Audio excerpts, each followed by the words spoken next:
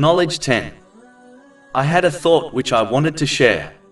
It is important for Muslims to understand that their worldly knowledge, irrespective of how much they possess, is not enough to gain success in their religious life. Even though gaining useful worldly knowledge is praiseworthy according to the teachings of Islam, as it is an excellent means for one to obtain lawful provision for themselves and their dependents, yet it is not enough to safely guide them through their religious life. For example, in most cases, worldly knowledge will not teach someone how to safely journey through a difficulty or a test in a way which pleases Allah, the Exalted, so that they gain reward in both worlds.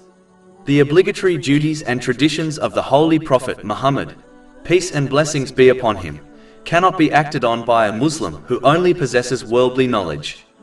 In fact, religious knowledge has the power to guide one to success in both worlds, whereas worldly knowledge will only aid someone in this world. The one who possesses religious knowledge will adhere to the obedience of Allah, the Exalted, which will result in such blessings and grace that they will find success in both worlds. Whereas, worldly knowledge will inspire one to deduce their own path in religion, instead of acting according to the teachings of the rightly guided, namely, the righteous predecessors.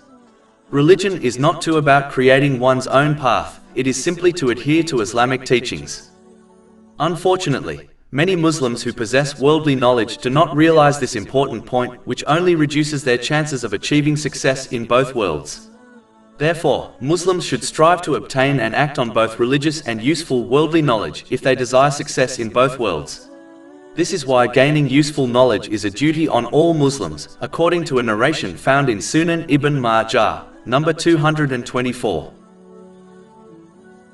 Over 400 free ebooks, audiobooks, infographics, podcasts and blogs available on our website, www.shaykhpod.com.